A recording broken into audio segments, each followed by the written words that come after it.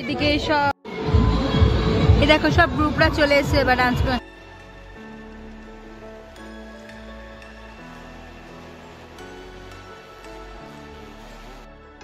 Hello everyone and welcome back to my channel Sip of Life with Kairav। আজকে একটা অন্য রকমের video তোমাদের সাথে শেয়ার করতে চলেছি। আমি, মা, বুবুল আর দিবাকর সবাই মিলে যাচ্ছি নলবাড়ির রাস দেখতে। রাস আর এখন না, রাস হয়ে গেছে অনেকদিন আগেই। ভিডিওটা করা ছিল কিন্তু আমি দেখলাম পোস্টটা করাই হয়নি।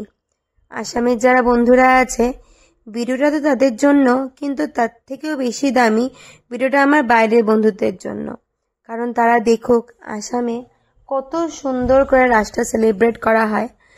আর এটা বলা যেতেই পারে এখানকার রাস, এই উৎসবটা এটা একটা ফিলিংস।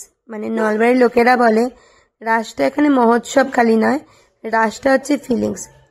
আমাদের কাছে যেরকম দুর্গাপুজোটা ফিলিংস একটা, সেরকম।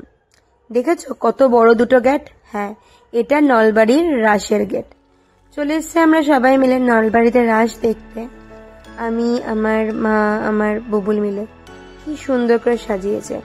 ঢুকতেই দেখলাম কিছু ছোট্ট ছোট্ট গাড়ি, যে খেলনা গাড়িগুলো যেগুলো আমরা খেলতাম সেখানে এগুলো। বাকি বাদ আরো কি কি দেখলাম দেখতে থাকো। আমার চোখে নলবাড়ির রাস।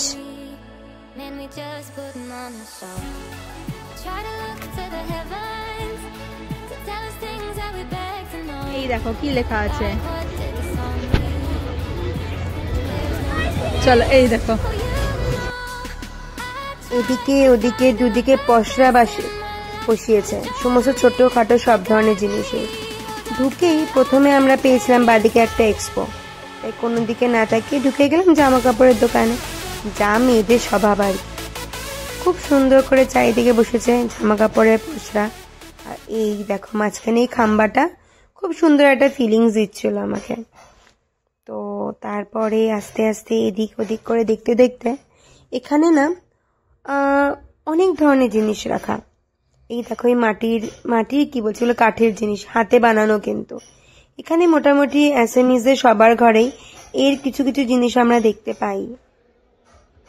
আর এদিকে ছিল তোমার অ্যাসামিজ কাপড়, তারপরে তোমার এখানকার সমস্ত রকমের জাতি গোষ্ঠী সবার কাপড়ই বেচছিল। ম্যাক্সিমাম ছিল আসাম মেখলা চাদর। এত সুন্দর কালেকশন, মুখ ফেরানোর মতো না। তো তারপরে আমরা ঢুকে এলাম এদিকে কর্নারে একটা জায়গায়, একসে বারকার এক মেখলা চাদর। আর এগুলো হচ্ছে আসামের জাপি। দেখো ছোট থেকে মিডিয়াম থেকে বড় থেকে কত সুন্দর সুন্দর না জাপিগুলো, দেখে দেখে যেন মনই ভরছিল না। তারপরে ধীরে ধীরে চলে এলাম আমরা মেলা প্রাঙ্গণে এসে দেখি আরে বাপরে বাপ, এটা তো হুলস্থুল কাণ্ড। মানে একসাথে তিনটে নাগরদোলা কখনো দেখেছো? হ্যাঁ, এখানে আছে। কোনটা ছেড়ে কোনটা দেখবো, এই বলে আমায় দেখ, ও বলে আমায় দেখ। এদিকে দুটো নাগরদোলনা, মানে যাকে বলে জায়েন্ট হুইলস আর কি, তিনখানা জায়েন্ট হুইলস। কোথায় আবার ডিস্কো ডান্সার, কোথায় আবার রক অ্যান্ড রোলস, সব কিছু চলছে। আমার তো মাথা পুরো খারাপ করে ঠান্ডা হয়ে গেছিল। টুক করে উঠে পড়লাম জায়েন্ট হুইলসে, ছেলের সাথে আমার বর। তো ওরা যখন জায়েন্ট হুইলসে চড়ছে, আমি এদিকে দেখছি আর কি আছে। আর মেলায় যাবো আর বেলুন ফাটাবো না তা কি হয়? এই দেখো আমার ছেলে, বাপরে বাপ, বলে মা তুমি ফাটাবে? না বাবা তুই ফাটা। ও কিন্তু খুব এনজয় করছিল। আর সেই দেখে আমার বর খুব মজা পাচ্ছিল। কেন বলো তো?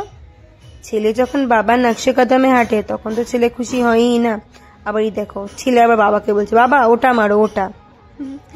দিনের শেষে এসে ছেলে আস্তে আস্তে বাবার কাঁধ অব্দি হচ্ছে, মানে বন্ধু হয়ে উঠছে।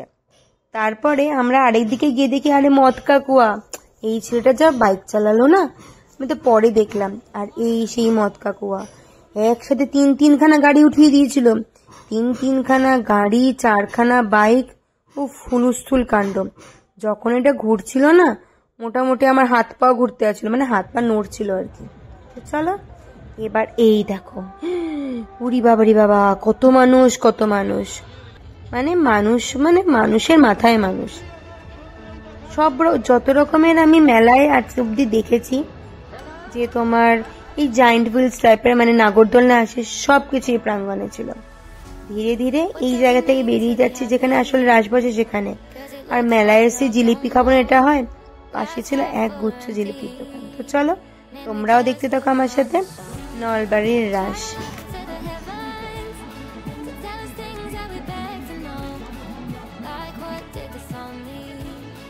মেলা প্রাঙ্গণ থেকে এবার আমরা যাচ্ছি নলবাড়ি মন্দিরের দিকে, মানে যেখানে আসলে নলবাড়ির রাসটা হয়।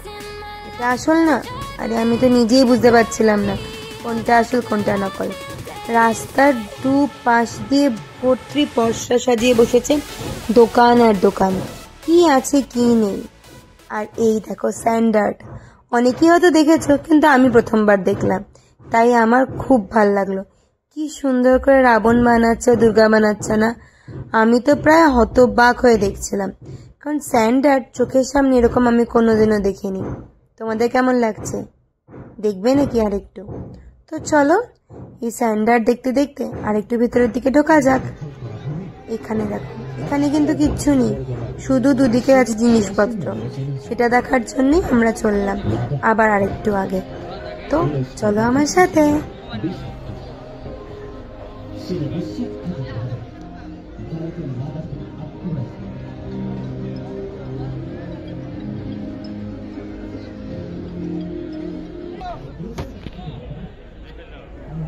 এই জায়গাটা না আমার খুব ইউনিক লেগেছে, মানে মাঝে আছে মাতা বৈষ্ণব দেবী আর চারিপাশে আছে হচ্ছে শিব ঠাকুরের। শিব ঠাকুরের 12টা জ্যোতির্লিঙ্গ কোথায় কোথায় রাখা আছে পুরো এই ম্যাপে না আমাদের ইন্ডিয়ার ম্যাপটা করে দেখিয়ে রেখেছিল, তাই আমার খুব ভালো লাগছিল। আর বুবুল দেখে বলে, মা এটা মাতা রানী না, আমরা যে যাই? বললাম হ্যাঁ বাবা এটা মাতা রানী। বলে সে এখানে এলো কি করে? আমি বললাম বাবা আমরা তো হিন্দু, যেখানেই যে ভগবানকে রাখা যায় একটু নমস্কার করে নেবে। ওখান থেকে বেরিয়ে ব্রিজের পাশ দিয়ে আমরা চলছিলাম আর একটু এগিয়ে, যদি মাঠ অব্দি পৌঁছানো যায়। কিন্তু জানো ঘড়িতে তখন বাজে পাক্কা রাত্রি 12:30। লোক দেখলে বুঝতে পারছো না তো বোঝাও যাচ্ছে না। ছোট্ট থেকে ছোট্ট জিনিস, বড় থেকে বড় জিনিস সব কিছু পাওয়া যাচ্ছিল এই রাসের মেলায়। আর তারপরে কি পাওয়া যাচ্ছিল জানো? পসরা সাজিয়ে জিলিপি, মিষ্টি, খাবার, মোগলাই, যা তুমি নাম নেবে আমি বলবো হ্যাঁ আছে। উফ সত্যিকারই বলা যেতেই পারে রাসটা হচ্ছে ইমোশনস, মানে এটা নলবাড়ির মানুষের সাথে এখন আমিও বলতে পারি আমারও ইমোশন। এবার হচ্ছে বাড়ি ফেরার পালা, ভালো মন্দ সবকিছু নিয়ে বেশ ভালোই কাটলো দিনগুলো। কিন্তু ওই যে একটা কথা, বাড়িতে তো ফিরতেই লাগবে। এটা হচ্ছে আমাদের বেরিয়ে যাওয়ার সময় দুটো পুতুল দেখেছিলাম, আর ধীরে ধীরে এখন বাড়ি ফিরছি। কেমন লাগলো নলবাড়ির রাস অবশ্যই কমেন্ট করে জানিও। আর যদি নতুন বন্ধু চ্যানেলটাকে ছেড়ে যাওয়ার আগে লাইক, শেয়ার এন্ড সাবস্ক্রাইব করতে ভুলো না। দেখা হবে খুব জলদি নতুন কোনো ভিডিওতে। তো চলো বাই বাই, গুড নাইট, ভালো থেকো, সাবস্ক্রাইব।